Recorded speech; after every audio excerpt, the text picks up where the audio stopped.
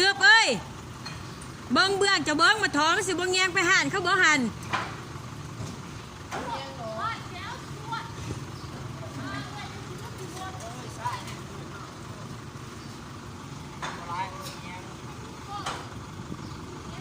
สิบ่งแยงบ่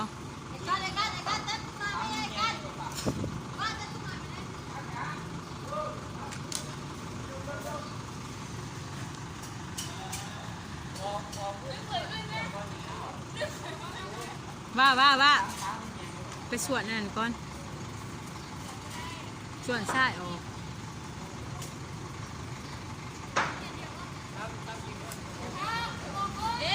บ่ส่วนถึงแล้วถือโลส่วนรถว่า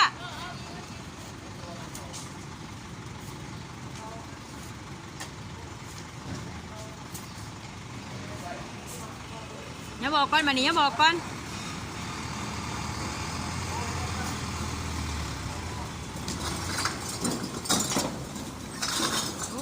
ก็ได้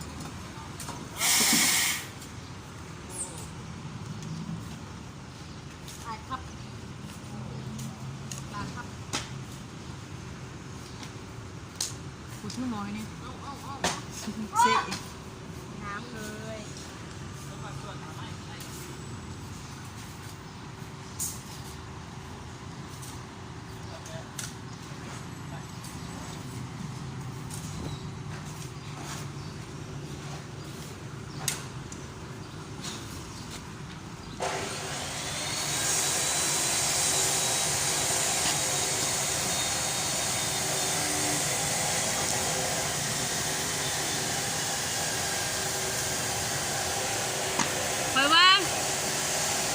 ส่วนเบิร์ดหันคือสีทองยี่บอลนี่ได้ทั้งกลาง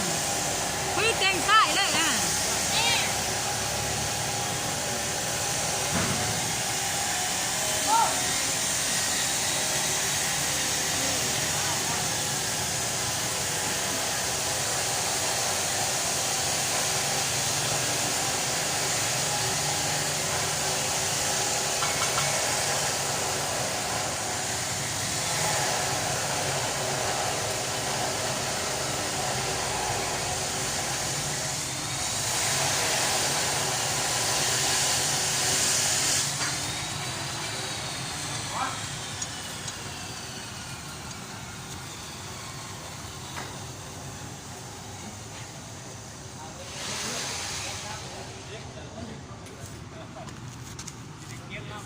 เก็บน้ำกับเก็บแล้ว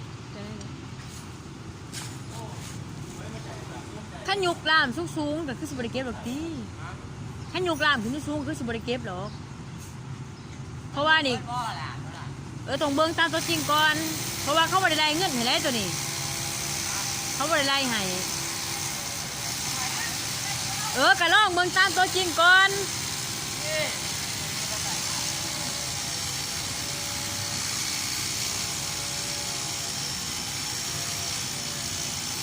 ว่ามือเราคล้องอะไรจุ๊มันจ้ะขาต่างกอง yes sir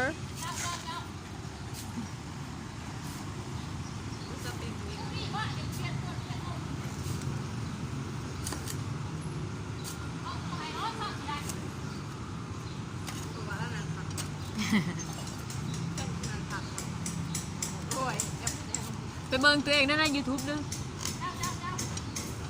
มาเทสำไร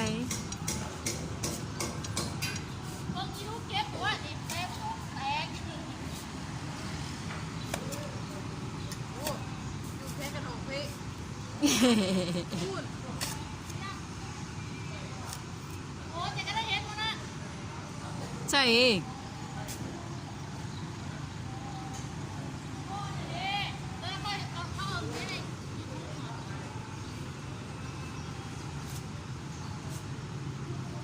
มาเบิ่งกันทุกคนมาสิท้องไหนทุกคนเลยก็มาเสียเอาเล็กเสียมันเองลูกคนหนักนะใช่น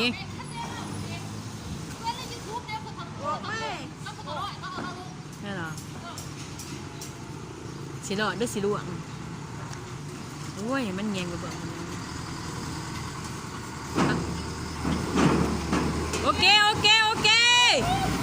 พอ ใช้ไฟบินพวกกูบังนะมึง ดึงซ้ายกับคู่เขาดู แล้วบ้าว่าอย่าบอกว่าอย่าบอกอย่าบอกว่าอยู่บนหันอย่าบอก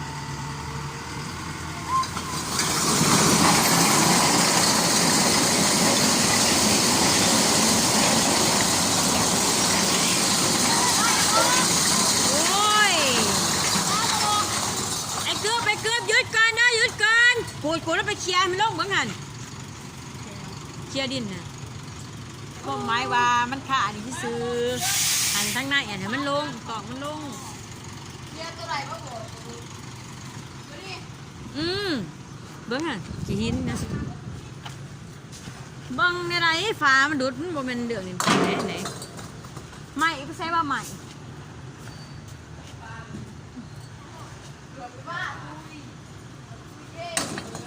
ไม่ได้ลอกสบอก ก็เลยลอกหาเสื้อผ้าสิ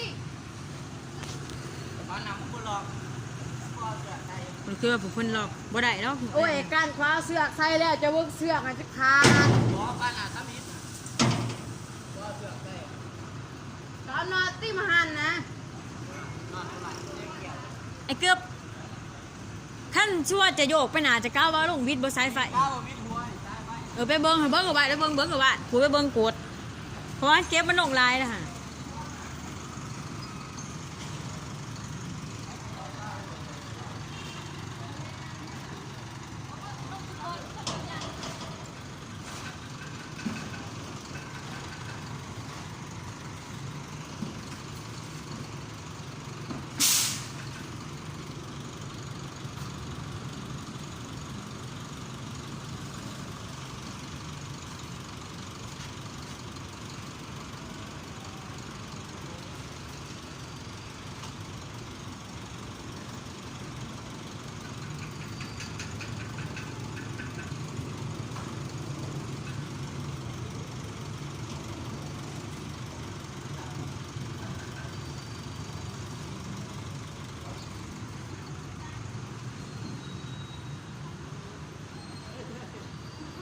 เดือดลายเติม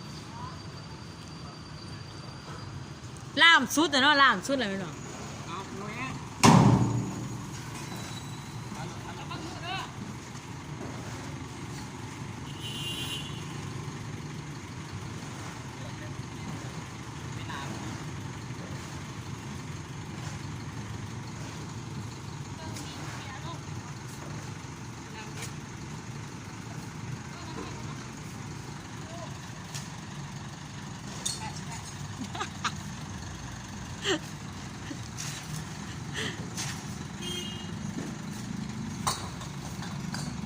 แกต้องโหลดลุกถ้ามันไม่ขี้สายเขาต้องเบิร์ดอยู่แล้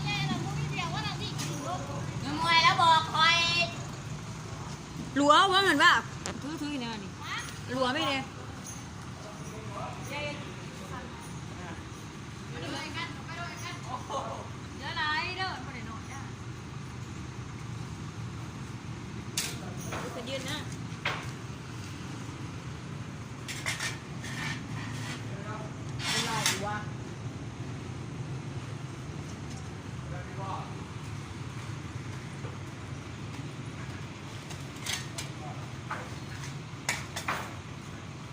ไปไหนเราใหม่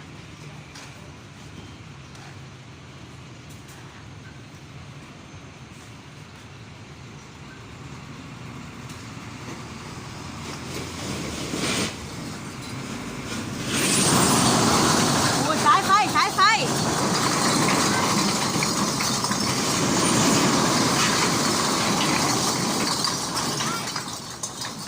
เวลาอารมณ์จะตรงกลางน้ำไหน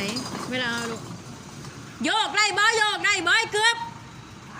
โยกได้บ่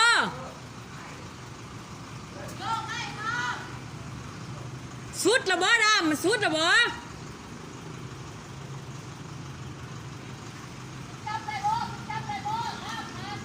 มันขึ้นสุดละบ่ดำหันโอ้ยสุดแล้วสันโยกลองโยกบ่เกือบ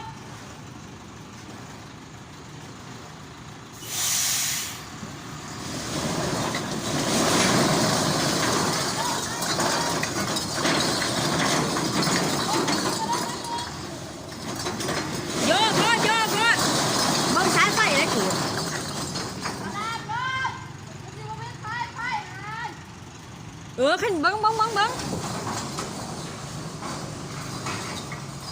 โอ้ยยังบักลายหนึ่ง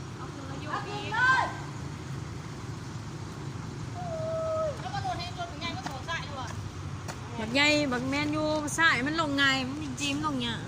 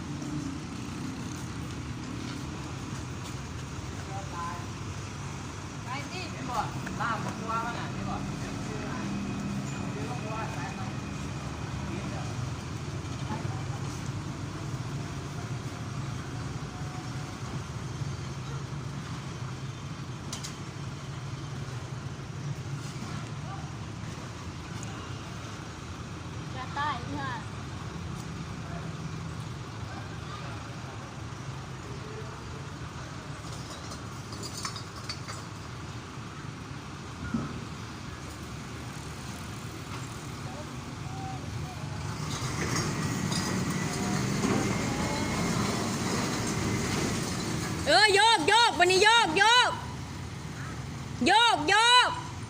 มันมาทันลงเบิดอีกอีกเดี๋ยวนะปวดบังสายไฟแน่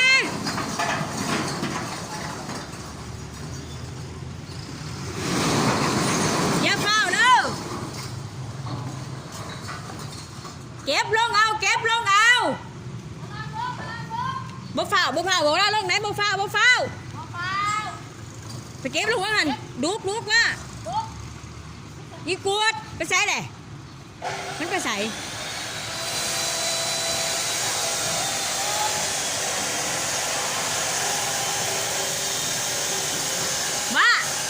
ว่าเก็บซ้ำมันไหลลงนะบ่แม่นเก็บมาได้เก็บซ้ำมันไหลลง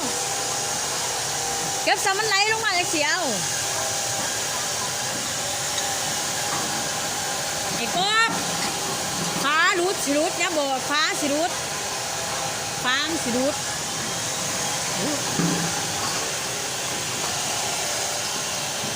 ปวดตีนเคี้ยวมึงก็ออกเลยฮะ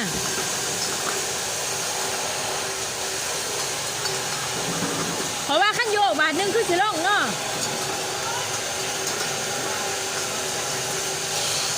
บ่พิษแต่มันบ่อสายไฟ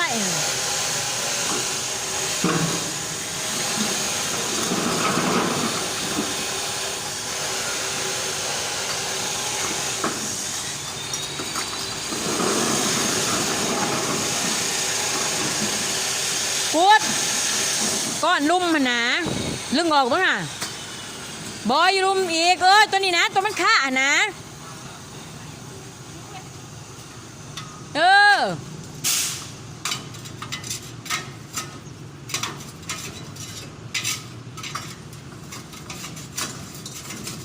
เดี๋ยวมันโยบเลยฮันโอ้ย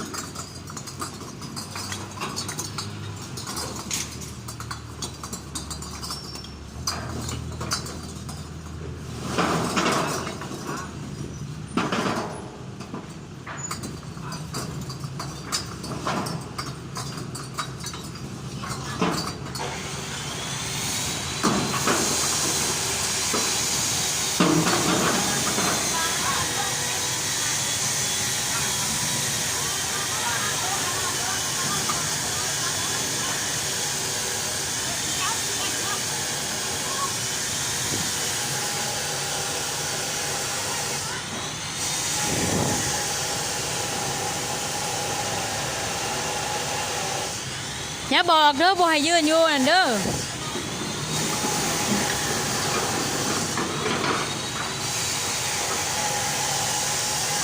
ถอยเข้ามาบ่ให้สวยบ่มาถอยเข้ามาแล้วยุบบ่ทันได้อีดอก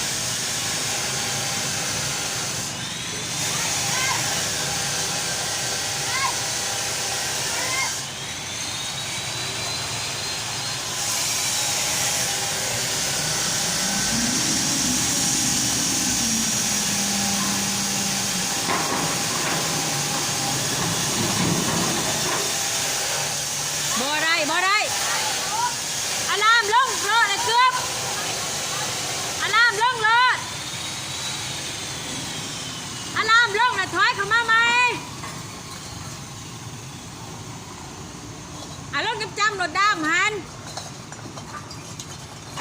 ปวดชิงเลยกับอันนั้นมันห่างกันเดียวมั้งฮะกับดินฮะมันเป็นยังล็อกเด็กมันฮะ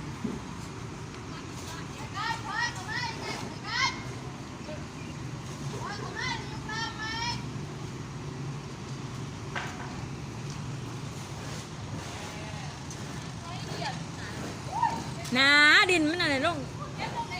เก็บลงก็เก็บเอา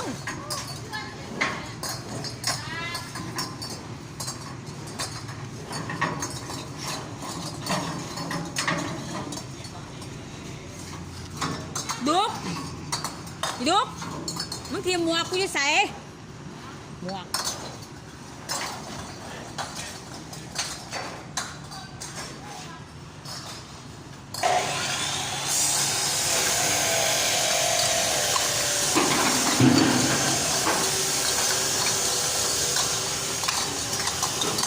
ว่าใช่นะฮันรับไปเนี่ยเบิ่งหมูมีดินดีพี่น้องเลยกับกล้วยโลกดีดีพี่เพิ่นว่าแค่ได้กันไล่เบิดเพิ่นว่า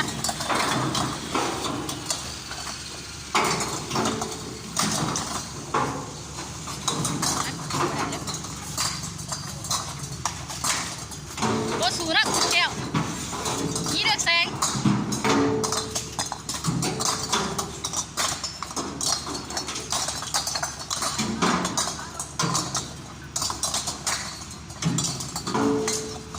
นึกโปะเลยดิน่ะมันจะเดียวมันจะพา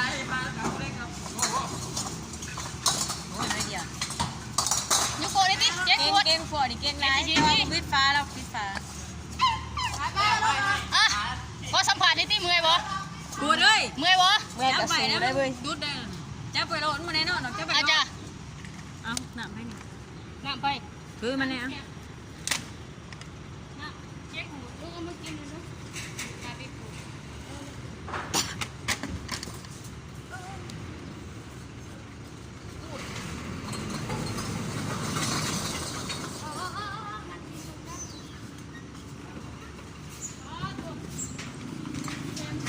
ปิดโมบิด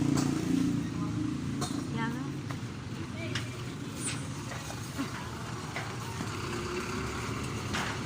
ได้สีเมมตายหรอเดี๋ยวกูตาย รับโดนรถเท่ากัน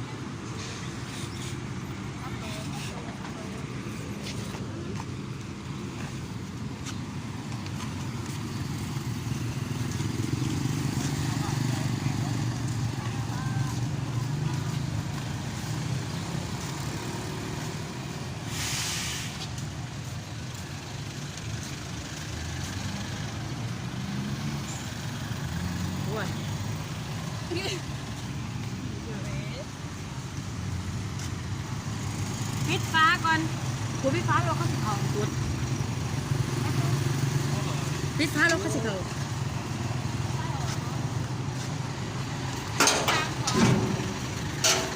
เบอร์นั่งได้รถมันเนี่ยบังรถใช่อ่ะบ้าแล้วบอกกี่ว่าบังรถแค่นี้เป็นรถบ้าเป็นรถ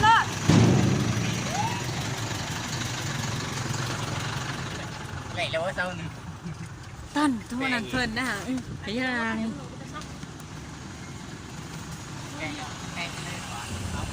ฮะใครเอาลูกน้องเอาไปทำดีมาจากไหนเอามันจะแปลงยังไงเหรอแป้งยังปกติเหรอบอลกองเขาอ่ะนะจะแปลงยังไงเหรอเอามันอย่างเงี้ยเดี๋ยวมันเอากองอะไรเฮ้ยพี่ที่มาโลกอยู่ด้วยบอล โอ้ยเราผู้เดียวแหละไม่ตายแค่ฟองดีเฮ้ยแค่ฟองดี